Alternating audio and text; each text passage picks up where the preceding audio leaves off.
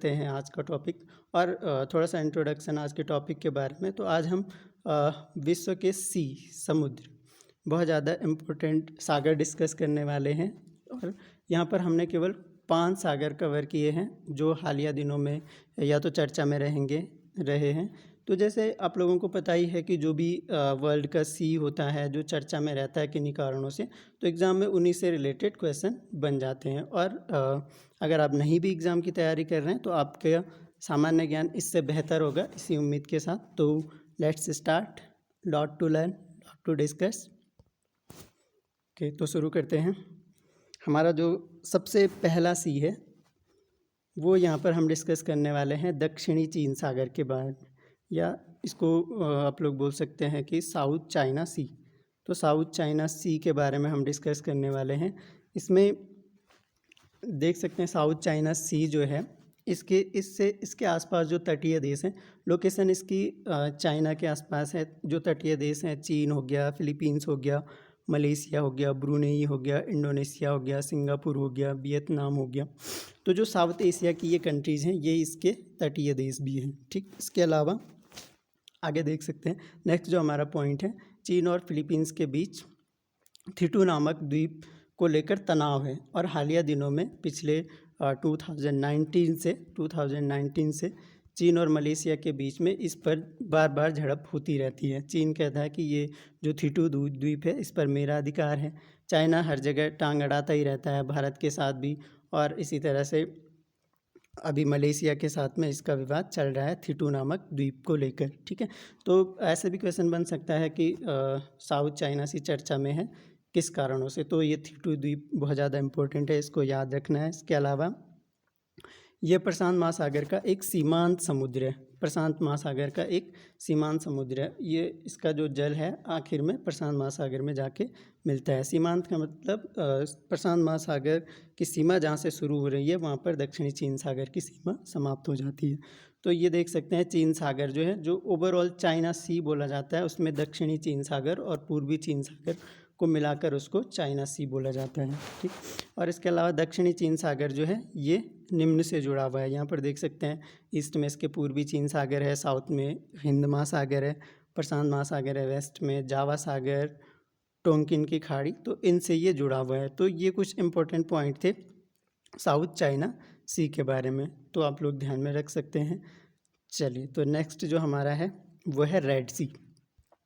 Red सी जैसे कि नाम से ही पता है, इसको हम लाल सागर भी बोलते हैं। तो रेड सी या लाल सागर आप लोग बोल सकते हैं। ठीक है, यहाँ पर क्या हुआ है, हाल ही में क्यों चर्चा में है? चर्चा में इसलिए है कि यहाँ पर प्राकृतिक गैस रिजर्व की खोज की गई है। कहाँ? सऊदी अरब में। सऊदी अरब जो है एक बहुत इम्पोर्टेंट कंट्री है, तेल उत्पादक कंट्री के रूप में हम इसको जानते हैं। और रेड सी के बारे में जो सबसे इम्पोर्टेंट फैक्ट है ये क्या है, ट्राइकोडेस्मियम एरिथ्रियम। ट्राइकोडेस्मियम एरिथ्रियम ये क्या है? ये ट्राइकोडेस्मियम एरिथ्रियम जो है, ट्राइकोडेस्मियम एरिथ्रियम जो है, देखिए ये ट्राइकोडेस्मियम एरिथ्रियम जो है, एक सेकेंड, हाँ, तो ये ट्राइकोडेस्मियम एरिथ्रियम जो है ये क्या है, ये एक एल्गी है। ये एल्गी है और ये रेड एल्गी है, मतलब लाल शैवाल ये है। और ये लाल शैवाल जो है ये क्या करता है, ये इसके कलर को लाल करने का काम करता है। किसके? रेड सी का जो रंग लाल है वो किसके कारण है? ट्राइकोडेस्मियम एरिथ्रियम के कारण। तो ये सवाल इम्पोर्टेंट है, बहुत बार पूछा गया है एग्जाम्स में कि जो लाल सागर है उसका रंग लाल क्यों होता है। तो ये सबसे इम्पोर्टेंट फैक्ट यहाँ पर रेड सी के बारे में ये है। लोग स्टार लगा के इसको ध्यान में रख सकते हैं कि ट्राइकोडेस्मियम एरिथ्रियम जो सवाल है उसके कारण लाल सागर का रंग लाल है। ठीक, इसके अलावा एशिया और अफ्रीका के बीच में फॉल्ट डिप्रेशन एक भ्रंश गर्त का निर्माण ये करता है। ठीक है, जैसे भ्रंश घाटी सुनी होगी, तो इसी तरह का एक गर्त यहाँ पर बनता है जो कि काफ़ी डीप होता है। तो ये किसके बीच में? एशिया और अफ्रीका के बीच में। ठीक, इसके जो तटीय देश हैं इसके तट पर जो देश बसे हुए हैं उसमें आपका इजराइल आ गया, जॉर्डन आ गया, सऊदी अरब आ गया, यमन आ गया, इरिट्रिया आ गया, जिबूती आ गया, सूडान आ गया, मिस्र आ गया। ठीक है, तो यहाँ पर देख सकते हैं कुछ एशिया के कंट्रीज़ हैं और कुछ अफ्रीका के कंट्रीज़ हैं। जैसे जिबूती हो गया, सूडान हो गया, मिस्र हो गया, इरिट्रिया हो गया, ये अफ्रीका की कंट्रीज़ हो गया। इधर से इजराइल यूरोप का हो गया, सऊदी अरब, एशिया का हो गया। तो ये थोड़ा सा ध्यान में रख सकते हैं कि किन किन देशों से ये सीमा लगाता है हमारा रेड सी। इसके अलावा स्वेज जो है, स्वेज नहर आप लोगों ने सुना होगा। स्वेज नहर जो है मिस्र से होते हुए बाबा अल मंदेब स्ट्रेट, एक स्ट्रेट है। स्ट्रेट जैसे स्ट्रेट का मतलब खाड़ी, ये क्या करती है, दो सागरों को जोड़ने का काम करती है, ठीक है। तो स्वेज नहर जो है मिस्र से होते हुए अल मंदेब स्ट्रेट तक इसका विस्तार देखने को मिलता है और अरेबियन सी में ये मिल जाता है, ठीक। तो बहुत इंपॉर्टेंट है।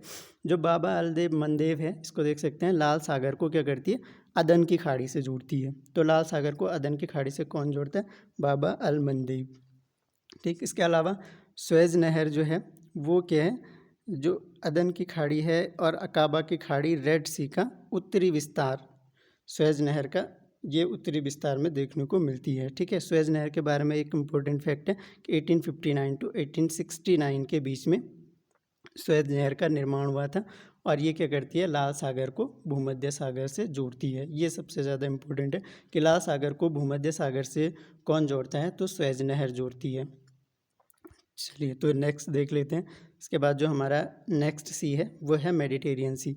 सबसे ज़्यादा इम्पोर्टेंट है। मेडिटेरियन सी का मतलब हो गया भूमध्य सागर। तो भूमध्य सागर जो है हमारा, ये भूमध्य सागर न्यूज़ में क्यों है, पहले ये देख लेते हैं। न्यूज़ में इसलिए है कि अफ्रीका से यूरोप के तटों पर ठहरने वाले जो प्रवासी नौकाएं हैं अक्सर इस समुद्र में उलट जा रही हैं। तो जो नौकाएं उलट जाएंगी तो उनसे क्या होगा, लोग उसमें डूब जा रहे हैं। तो इस कारण क्या है, अभी मेडिटेरियन सी चर्चा में बना हुआ है, ठीक। इसके अलावा एक इम्पोर्टेंट फैक्ट देख सकते हैं, सॉरी, तो एक इम्पोर्टेंट फैक्ट यहाँ पर देख सकते हैं कि हाइड्रोकार्बन को लेकर तुर्की और ग्रीस, ठीक। इसके अलावा साइप्रस के बीच में इसमें क्या है, विवाद चल रहा है, ठीक है। साइप्रस एक आइलैंड कंट्री है, मतलब द्वीपीय देश है, ठीक है। ये साइप्रस के बारे में समझ सकते हैं।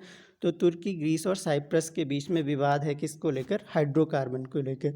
क्योंकि इस सागर में क्या होता है, हाइड्रोकार्बन प्रोड्यूस होता है और हाइड्रोकार्बन प्रोड्यूस होने का मतलब ये है कि तेल उत्पादन के लिए यहाँ पर ये काफ़ी अनुकूल दशाएं यहाँ पर हैं, ठीक है। इसका विस्तार देख सकते हैं, पश्चिम से पूर्व की ओर देखें तो जिब्राल्टर स्ट्रेट से लेकर और तुर्की तक, ठीक है।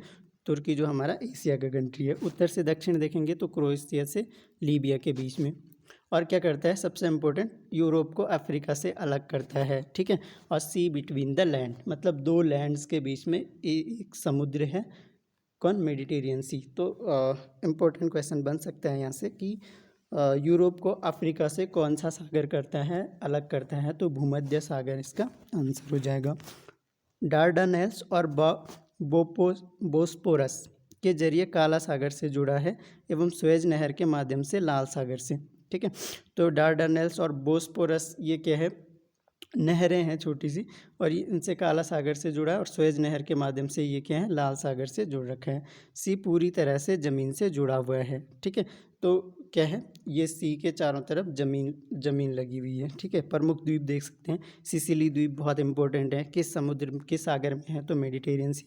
सार्डिनिया हो गया, साइप्रस हो गया, साइप्रस ये जो कंट्री हमने ऊपर डिस्कस किया था, एक आइलैंड कंट्री, साइप्रस हो गया, कोर्सिका हो गया, स्ट्रोम्बोली हो गया, माल्टा हो गया, क्रेटे हो गए। ये क्या हैं, जो स्ट्रोम्बोली, माल्टा और क्रेटे जो हैं, ये इस सागर के सक्रिय ज्वालामुखी हैं, ठीक है। तो भूमध्य सागर के जो सक्रिय ज्वालामुखी हैं, स्ट्रोम्बोली हो गया, ठीक है, स्ट्रोम्बोली सक्रिय ज्वालामुखी है और माल्टा और क्रेटे इसके प्रमुख द्वीप हैं। इसके अलावा नदियाँ देख सकते हैं, रोन नदी फ्रांस की एक महत्वपूर्ण नदी है। इसके अलावा पो नदी इटली में है। इसके अलावा नील नदी तो पता ही है, मिस्र में बहती है नील नदी, बहुत ज़्यादा इम्पोर्टेंट है, ठीक है। सबसे लंबी नदी भी नील नदी है, ठीक है, जो मिस्र में है और साउथ से नॉर्थ की ओर बहती है नील नदी, ठीक है। और इसके बारे में आपने सुना होगा कि वाइट नील प्लस ब्लू नील से मिलकर ये बनती है नील नदी। इसके अलावा नेरेत्वा, ये बोस्निया की नदी है नेरेत्वा। इसके अलावा एब्रो हो गया स्पेन, टाइबर हो गया, टाइबर फेमस रिवर है इटली की, ठीक है। तो ये कुछ इंपॉर्टेंट फैक्ट हो गए मेडिटेरियन सी के बारे में। नेक्स्ट जो हमारा है ये हम डिस्कस करेंगे ब्लैक सी के बारे में, ठीक है। तो ब्लैक सी जो हमारा है ये अटलांटिक महासागर का एक बड़ा अंतर्देशीय सीमा सागर है, ठीक है। अंतर्देशीय का मतलब ये है कि देशों के बीच में स्थित है ब्लैक सी, ठीक है। इसके अगल बगल देश स्थित हैं, तो ब्लैक सी क्या हो गया, एक अंतर्देशीय सीमांत सागर हो गया, ठीक। इसके अलावा बोस्पोरस स्ट्रेट, ये क्या है, यहाँ पर खाड़ियाँ हैं। इसके अलावा जिब्राल्टर स्ट्रेट हो गया, भूमध्य सागर से जुड़ा हुआ है, ठीक है। तो भूमध्य सागर से जुड़ता है, और बोस्पोरस स्ट्रेट, जिब्राल्टर स्ट्रेट, तो ये इंपॉर्टेंट है, ठीक है। डेन्यूब, ठीक है, डेन्यूब, डेन्यूब ऐसे करके लिखते हैं हम, डेन्यूब, ठीक है। तो डेन्यूब जो रिवर है फेमस है, यूरोप की फेमस रिवर है, ठीक है। यूरोप की सबसे बड़ी नदी जो है देख सकते हैं, वोल्गा नदी सबसे बड़ी है यूरोप की, ठीक। यूरोप की सबसे बड़ी नदी हो गई कौन, वोल्गा। और इसके अलावा डेन्यूब हो गई इसकी दूसरी सबसे बड़ी नदी, कहाँ की, यूरोप की, ठीक है। तो ब्लैक सागर में जाके गिरती है। नीपर हो गया, साउदर्नबर्ग हो गया, नीस्टर हो गया, और डॉन यहाँ की क्या हो गई, प्रमुख नदियाँ हैं, ठीक है। तो डॉन नदी भी कहाँ जाके, ब्लैक सी में जाके गिरती है, ठीक है। तो ये कुछ इंपॉर्टेंट फैक्ट हो गए ब्लैक सी के बारे में, ठीक है। तो दोस्तों नेक्स्ट हम आगे बढ़ते हैं, यहाँ पर हम डिस्कस करेंगे कैस्पियन सी के बारे में। तो कैस्पियन सी के बारे में देख सकते हैं, सबसे पहला टॉपिक जो है, पॉइंट जो है, क्षेत्रफल और आयतन दोनों के हिसाब से पृथ्वी पर सबसे बड़े खारे पानी की झील है। ये बहुत बार, ठीक है, रिपीट होता रहता है, बार बार पूछा जाता है कि जो विश्व की सबसे बड़ी खारे पानी की झील है कौन सी है, तो वो कौन सी है, कैस्पियन सी है, ठीक है। तो कैस्पियन सी मतलब बहुत बड़ा सागर भी है और खारे पानी की सबसे बड़ी झील भी है। तो इम्पोर्टेंट फैक्ट है, इसको ज़रूर ध्यान में रखें। इसके अलावा कहाँ स्थित है, तो एशिया और यूरोप के मध्य, एशिया और यूरोप के मध्य स्थित है कैस्पियन सी। इससे रिलेटेड नदियाँ देख सकते हैं यहाँ पर, बोल्गा, जो कि अभी बताया था कि बोल्गा क्या यूरोप की सबसे बड़ी नदियाँ हैं। तेरेक, ये रसिया की है। यूराल देख सकते हैं, कजाकिस्तान, ठीक है। कजाकिस्तान के बारे में एक और चीज़ ध्यान में रख सकते हैं, ये क्या है, एक लैंडलॉक्ड कंट्री है, और लैंडलॉक्ड कंट्री के होने के साथ साथ विश्व की सबसे बड़ी, लार्जेस्ट लैंडलॉक, तो सबसे बड़ी जो लैंडलॉक कंट्री है विश्व की, वो कौन है, कजाकिस्तान। तो इम्पोर्टेंट है।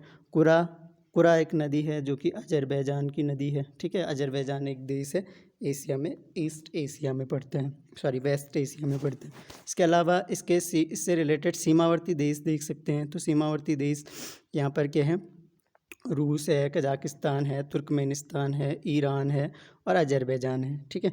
और ये देश आप लोग देख सकते हैं, इन देशों के साथ भारत के अच्छे संबंध। भारत क्या करता है, इनसे ऑयल एक्सपोर्ट करते हैं। ऑयल एक्सपोर्ट करता है किनसे, रसिया हो गया, कजाकिस्तान हो गया, तुर्कमेनिस्तान हो गया, ईरान हो गया, और अजरबैजान हो गया, ठीक है।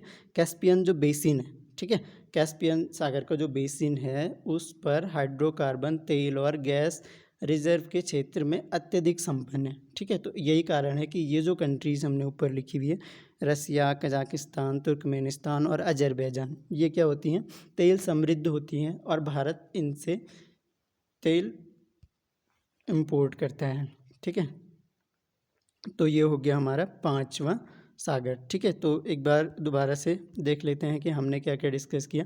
हमने डिस्कस किया, सबसे पहले हमने यहाँ पर सबसे पहले हमने डिस्कस किया 5 महत्वपूर्ण सागर हमने देखे। दक्षिणी चीन सागर देखा, इसके बाद रेड सी देखा, लाल सागर, ट्राइकोडेस्मियम एरिथ्रियम, वेरी वेरी इंपॉर्टेंट है, इसको ध्यान में रखना है। मेडिटेरियन सी को देखा, मेडिटेरियन सी के कहाँ कहाँ विवाद चल रहा है ये हमने देखा। इसके अलावा ब्लैक सी के बारे में देखा, डेन्यूब रिवर के बारे में जाना, विश्व की सबसे बड़ी नदी, ठीक है। दूसरी सबसे बड़ी नदी बोल्गा रिवर के बारे में जाना। इसके अलावा कैस्पियन सी के बारे में जाना, और लास्ट में हमने कैस्पियन सी के बारे में जाना कि यहाँ पर जो है गैस रिजर्व से अत्यधिक संपन्न है, और ये जो देश हैं ये इसके सीमावर्ती देश हो गए। तो आशा करता हूँ आप लोगों को पसंद आया होगा हमारा ये छोटा सा टॉपिक। उम्मीद करता हूँ कि आप लोगों का सपोर्ट मिलता रहेगा। पसंद आए तो लाइक करें, पसंद ना आए तो अनलाइक कर सकते हैं, डिसलाइक कर सकते हैं। इसके अलावा पसंद ना आए तो डिसलाइक करके ज़रूर जाएं, और साथ में कमेंट बॉक्स में लिखें कि क्या हम इसमें सुधार कर सकते हैं, ताकि हम आगे आने वाली वीडियोज़ में वो इम्प्रूवमेंट कर सकें। तो आशा करता हूँ आप लोगों को पसंद आया होगा। Thanks a lot for listening. मिलते हैं नेक्स्ट लेक्चर में, तब तक के लिए जय हिंद।